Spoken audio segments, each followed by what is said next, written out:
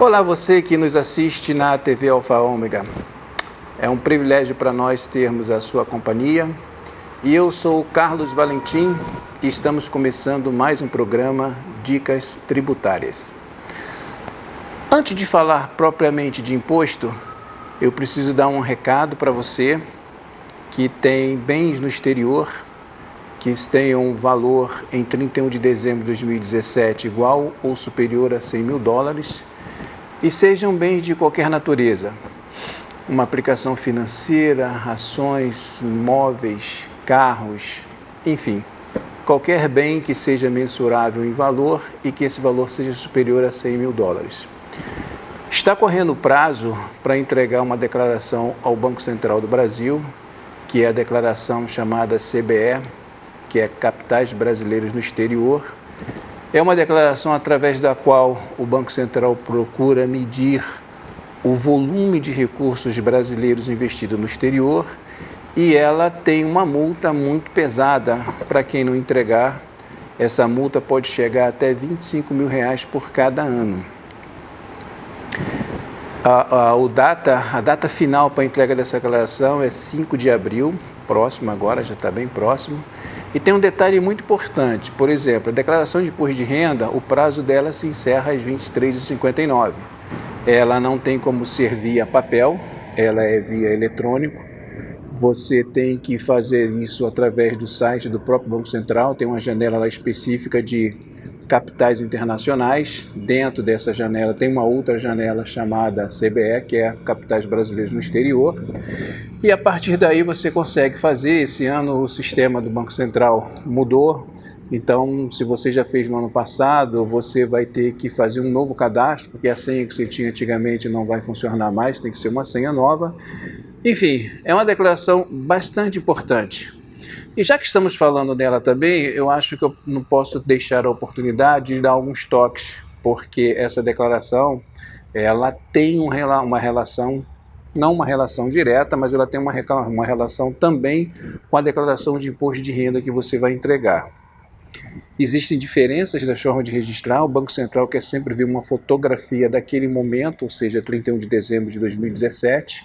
Os valores que você declarar, eles vão ter que estar convertido para reais pela cotação do dia 31 de dezembro de 2017, a última cotação, e vai sempre refletir o valor de mercado, enfim, o valor que aquele bem tinha naquele momento. Diferente da declaração de imposto de renda, onde você coloca seus bens a valor histórico e eles permanecem a valor histórico, você só tem algum tipo de majoração desse valor se você tiver alguma melhoria no bem, tiver, por exemplo, um imóvel que você faça uma benfeitoria e essa benfeitoria seja considerada como algo que agrega valor ao imóvel e não simplesmente uma despesa de manutenção, você pode fazer essa alteração. Na declaração do Banco Central, não, vai ser sempre a valor de mercado. Então, todos os anos vão ter valores diferentes dessa declaração para o mesmo bem. E você também tem que prestar atenção em relação a rendimentos. Se você tem um bem no exterior, se você tem, por exemplo, uma carteira de ações, e essa carteira de ações paga dividendos regulares, esses dividendos regulares também terão que ser informados ao Banco Central, e aí abre uma janela para a Receita Federal também visualizar, porque você tem que ter esses mesmos rendimentos declarados no imposto de renda, já que nós estamos falando de rendimentos tributáveis aqui no Brasil. E uma coisa também, se você tem imposto de renda retido na fonte sobre os dividendos que você receber no exterior, que, por exemplo, os Estados Unidos taxa dividendos, o Brasil não taxa, você vai colocar isso como rendimento tributável aqui e você vai poder utilizar o imposto que você pagou nos Estados Unidos como um redutor do imposto que você deveria aqui. Bom, eu falei minutos atrás que o Brasil não taxa dividendos, é verdade, mas o Brasil não taxa dividendos de companhias brasileiras. Se você tem investimento numa companhia brasileira e você recebeu parte de lucros ou dividendos, você não tem tributação aqui. Mas se você recebe dividendos de uma companhia no exterior, na qual você tem participação acionária, Ela é tributada lá e também é tributada aqui como rendimento. Bom, isso é muito importante porque, embora não haja, de novo, um cruzamento direto dessas informações, mas Banco Central e Receita Federal estão embaixo do mesmo ministério, ambos são órgãos pertencentes ao Ministério da Fazenda e também eles possuem protocolos de troca de informações. Então, se a Receita Federal quiser saber todo mundo que tem investimento no exterior e se teve rendimentos declarados lá, ela consegue saber isso facilmente. Mas o importante é isso, o importante é não deixar de declarar, porque essa declaração do Banco Central, ela existe mais ou menos, acho que desde 2002. Já tem algum tempo que ela está no nosso cenário. Mas até o ano passado, o Banco Central não cobrava multa de ninguém. Eu vi diversos casos de pessoas que entregaram em atraso e o Banco Central nunca cobrou nenhuma multa. Mas, com o evento aí, com o advento da Lava Jato, começou a haver uma cobrança do Ministério Público em cima do Banco Central, porque algumas dessas pessoas que foram pegas pela Lava Jato tinham recurso exterior, confessaram esses recursos do exterior dos seus crimes e não tinha declaração ao Banco Central, correram para fazer essa declaração ao Banco Central e o Ministério Público cobrou, bom, e a multa? Então, por conta disso, hoje o Banco Central está mais ou menos como um reloginho. Chegou lá atrasado, ele tem um número de dias que pode ser como um redutor dessa multa. Chegou lá atrasado, ele está soltando essa cobrança imediatamente. E é o tipo de cobrança que não adianta você tentar argumentar, você tentar entrar com algum tipo de recurso. Se você entregou atrasado, tá na própria lei, já determina a cobrança dessa multa e você não consegue escapar dela. E é uma multa pesada, como eu falei, ela pode chegar até R$25 mil, porque ele é calculado a um determinado percentual daquilo que você deixou de informar, limitado a um certo valor. Então, o máximo pode ser R$25 mil por ano, que é um valor bastante considerável. Bom, agora vamos voltar para o nosso assunto que nós temos conversado aqui nos últimos programas, que é sobre você e a sua declaração de imposto de renda. Nos programas passados nós abordamos desde o início quem deve declarar, quem está obrigado a declarar, quem pode declarar facultativamente, quais são os rendimentos que eu devo considerar nessa declaração, quais são os cuidados que eu devo ter quando eu faço a minha declaração, principalmente quando eu estou fazendo declaração de pagamentos que são dedutíveis da apuração da minha base de cálculo. Eu tenho que tomar um certo cuidado com isso. Alguns eu não preciso nem tomar muito cuidado, que o próprio sistema já limita, como, por exemplo, despesa com instruções, despesa com dependentes. Então, isso aí, o próprio sistema já tem uma limitação anual, não adianta eu colocar lá um valor, eu posso colocar o valor maior. Aliás, eu devo até colocar o valor que efetivamente eu paguei. Por quê? Porque também isso serve como uma forma da Receita Federal monitorar quem recebeu esse recurso, já que eu coloco o valor que eu paguei e o CPF ou CNPJ de quem recebeu. Mas, se eu tenho valores cuja dedutibilidade, cuja dedução é limitada a um determinado valor, não preciso me preocupar com isso, que o próprio sistema já faz. Mas tem algumas situações onde não há limitação, e é aí que mora o perigo, como, por exemplo, um pagamento de uma despesa médica. Despesas médicas, elas não têm, por lei, não há nenhuma vedação, e desde que eu efetivamente incorra nessa despesa, seja comigo ou com os meus dependentes, eu posso deduzir ela integralmente. Mas a Receita Federal tem uma linha de corte que ela nunca informa isso para ninguém, mas passou de um determinado valor a dedução, ela certamente vai colocar a sua declaração na malha e vai te fazer perguntas de para quem você pagou, por que você pagou, e você tem que ter uma comprovação que o pagamento foi feito. E aí é que normalmente a coisa começa a ficar um pouco complicada, porque eu já vi casos do auditor da Receita Federal querer lá uma cópia do cheque daquilo que você pagou. Hoje ninguém faz mais isso, a maioria das pessoas faz transferência eletrônica via TED. Então você tem que ter um recibo dessa transferência eletrônica que ela identifique claramente que aquele médico foi o beneficiário do valor que você pagou. Se você conseguir provar que efetivamente você teve uma despesa médica, que você comprovou isso, que você pagou, você não vai ter nenhum problema, a Receita Federal vai liberar a sua declaração. E eu sempre parto do pressuposto que o que ela deveria fazer não era vir atrás de quem pagou, e sim lá na declaração de quem recebeu, de quem foi o beneficiário, para ver se a receita está lá. Mas, para a Receita Federal ficar mais simples, ela colocar a sua declaração na malha e você ir se explicar. E nesse campo também de saúde tem algumas coisas também que às vezes o grande público não sabe. Eu mesmo não sabia de uma delas, recentemente eu descobri isso. Por exemplo, vamos supor que você tem uma pessoa na sua casa, ou você mesmo, que dependa de um tratamento médico extensivo e que ela não está internada, ela pode ficar em casa. Então tem alguns serviços de empresa chamada Home Care que o profissional de saúde vai na sua casa. Você até instala na sua casa um mini ambulatório, que a pessoa vai lá, cuida de você, trata de você e ela fica lá 24 horas. Você tem um custo com isso, é um custo alto, porque além do profissional que você está lá te assistindo, também entra medicamentos, entra exames, entra outros tipos de procedimentos médicos que levam esse negócio muito caro. Também não há limitação para isso. Mas aí entra um detalhe, que é um detalhe muito importante. As empresas que são autorizadas a prestar esse tipo de saúde, elas são obrigadas a fazer um cadastro no Ministério da Saúde. E para a Receita Federal, se a empresa não está cadastrada no Ministério da Saúde, ele não aceita essa dedução. Você pode até discutir isso depois judicialmente se você quiser, porque não há na norma legal nada que impeça você, desde que seja uma empresa regulada, um médico com CRM, que ele esteja apto a prestar esse serviço, ela deveria aceitar a dedutibilidade, mas a Receita só aceita a dedutibilidade desse tipo de despesa de home care se a empresa que prestar o serviço tiver lá um cadastro feito numa área específica do Ministério da Saúde. Então não é nada demais se você tiver algum tipo de situação dessa, você ir lá, checar através do CNPJ, isso é muito fácil de você ver, porque essa informação é disponibilizada na internet, no site lá do Ministério da Saúde. Você consegue verificar todas as empresas que estão habilitadas a prestar esse tipo de serviço. Fazendo isso, você não vai ter dor de cabeça nenhuma.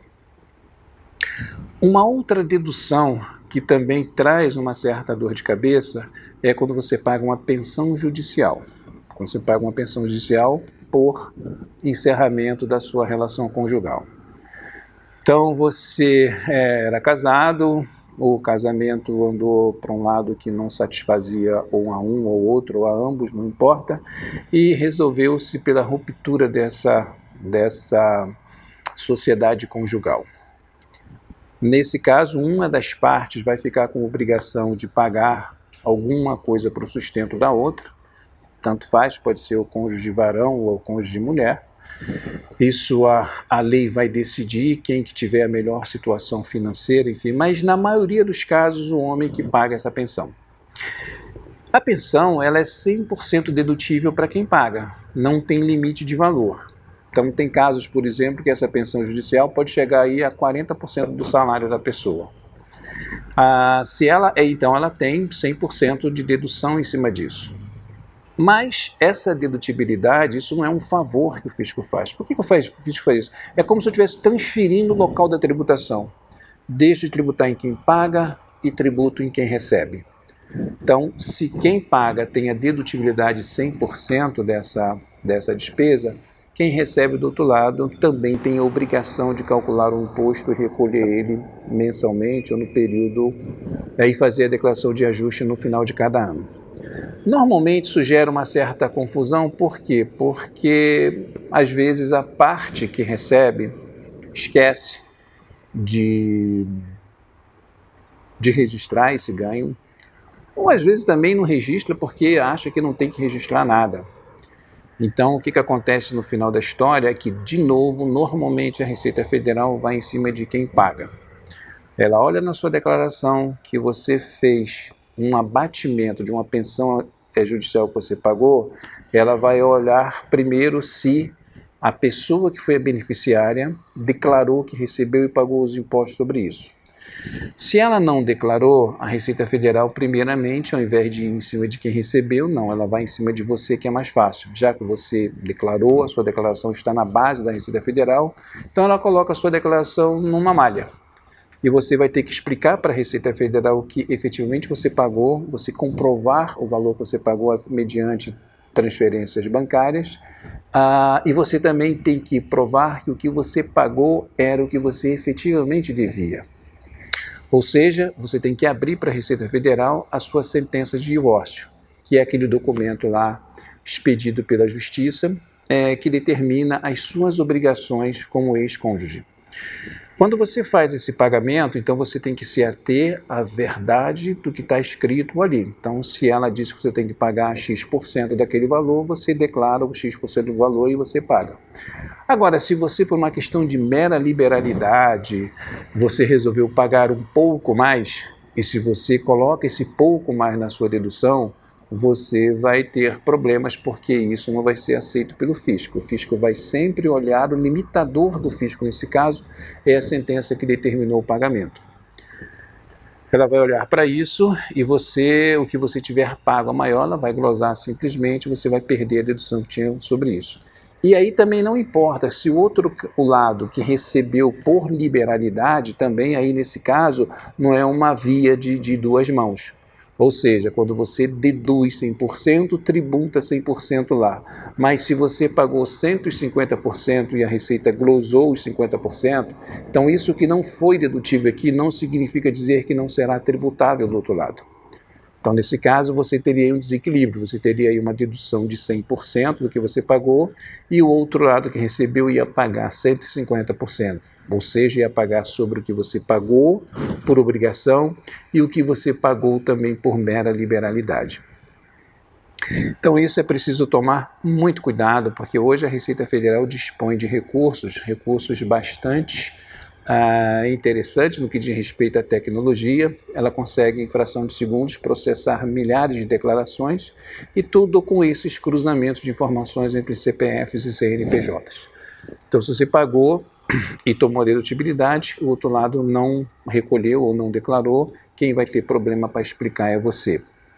E aí, se você fizer tudo, comprovar que o seu procedimento estava correto, aí a outra parte vai ser obrigada ou a retificar a sua declaração ou fazer uma declaração e pagar os impostos ao fisco. Mas, normalmente, isso sempre acaba gerando mais uma possibilidade de atrito entre o agora ex-casal. Então, acho que a melhor coisa que você tem que fazer é combinar direitinho com o seu ex-cônjuge, dizendo, bom, eu estou declarando isso e eu estou deduzindo isso na minha, você vai tributar isso, você vai tributar aquilo, enfim. Então, combinar um jogo antes para evitar aí problemas no futuro.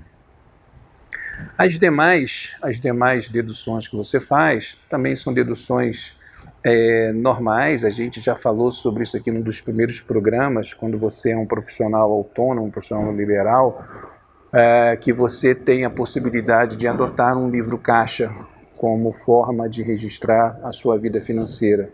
Então, nesse caso, quem adota o livro caixa como regime de tributação, você pode registrar todos os valores que você recebeu e você também pode abater as despesas que efetivamente você teve para poder ganhar aquela receita que você teve.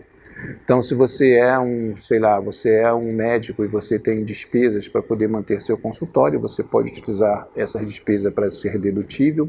Se você é um leiloeiro também, você faz a pregoação de mercadorias em asta pública, você vende isso, e você também tem uma despesa com isso, você também pode abater as suas despesas. Se você é um vendedor de imóveis e você tem lá uma parcela que você paga de comissão, enfim. Então, para algumas atividades específicas, você tem a possibilidade de usar esse livro caixa como se você fosse uma empresa, onde você seria tributado, digamos, pelo lucro seu, por aquela receita que você ganhou e pelo custo que você teve para ganhar essa receita. Então, o líquido desse seria aí a base tributável do seu imposto de renda. Nos demais casos, você não tem, por exemplo, o assalariado, não tem muito o que fazer, já que o que você recebeu de salário já vem com a retenção de imposto e aquilo que você recebeu, que você vai declarar, a empresa sua também já informou o fisco. Então já é um joguinho aí de cartas marcadas, e você com isso vai fazer a sua declaração também de acordo com aquilo que está nos seus informes de rendimentos, e o resto são informações meramente para fins de verificar capacidade de investimento, porque, por exemplo, se você teve um acréscimo patrimonial e esse acréscimo patrimonial não é condizente com o que você recebeu do seu salário, você tem que ter uma fonte de renda outra que você possa comprovar que você tinha capacidade financeira para adquirir aquele bem. Aproveitando esse gancho, a gente também pode falar sobre uma outra coisa, que é uma parte da sua declaração onde você declara as suas dívidas e os seus ônus reais. Isso também gera uma certa confusão, por quê? Porque a Receita Federal diz que toda a dívida que você tem, seja ela de qualquer natureza, bancária, empréstimo que você pegou com um amigo, financiamento de alguma coisa, enfim, suas dívidas num global, se elas forem iguais ou superiores a R$5.000, você é obrigado a declarar. Aí você tem que declarar o quê? Você tem que declarar a quem você deve, qual é a natureza dessa dívida, e o valor que você está efetivamente devendo naquele prazo de 31 de dezembro. Isso gera uma certa confusão. Por exemplo, as pessoas estão acostumadas a receberem lá no final de cada ano um informe de rendimento dos bancos onde elas têm conta. Esse informe de rendimento que o banco manda, o que vem nele obrigatoriamente? O que a instrução da Receita Federal obriga o banco a informar?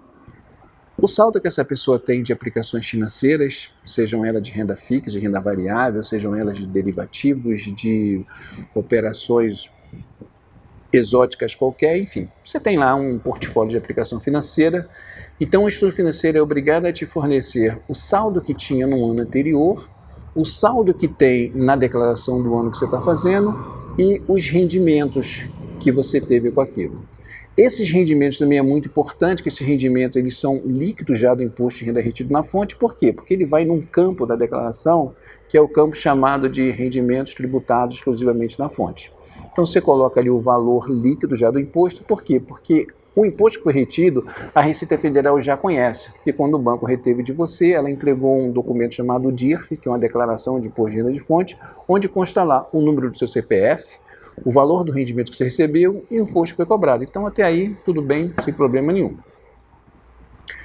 Mas tem pessoas ainda que acreditam que essa parte também dos ônus, dos empréstimos que ela tem com o banco também deveria fornecer essas informações. Deveria fornecer essas informações porque trata-se de uma dívida acima de R$5.000, sim, mas isso não existe. Não vai lá bater no seu gerente de conta porque ele não está obrigado a fazer isso para você. Dentro do informe de rendimentos que o banco manda para você, a única obrigação que um banco tem de fazer é quando você tem empréstimos relacionados com o agronegócio. Quando você tem um tipo de financiamento rural qualquer, aí o banco é obrigado a mandar para você quantas parcelas você pagou, os juros que tem dentro dessa parcela, enfim, qual é o seu saldo devedor. Agora, os outros empréstimos, de uma forma geral, capital de giro, cheque especial, tudo isso, o banco até informa quando você tem um saldo devedor. Por quê? Porque ele informa o seu saldo de conta corrente, independente do sinal dele, se for positivo ou negativo.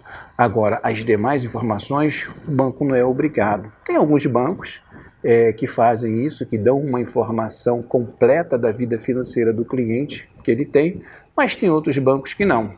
Então, se você é cliente de um banco que não te dá essa informação, não adianta você brigar com o banco, porque o banco não está obrigado a fazer isso, né? Agora, isso é importante. E por que, de novo, por que é importante prestar essa informação para o fisco?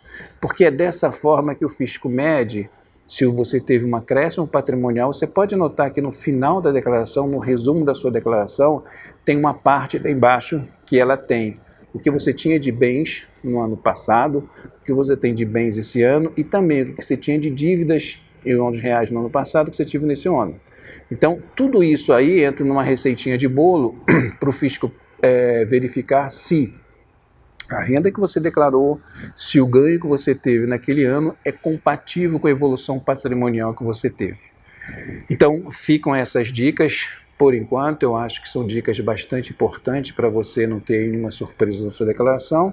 E nós continuamos aqui dispostos a ajudar você naquilo que você precisar. Basta você mandar sua dúvida para a gente no e-mail meu pessoal que está aqui embaixo, ou então no e-mail da própria TV. Até a próxima!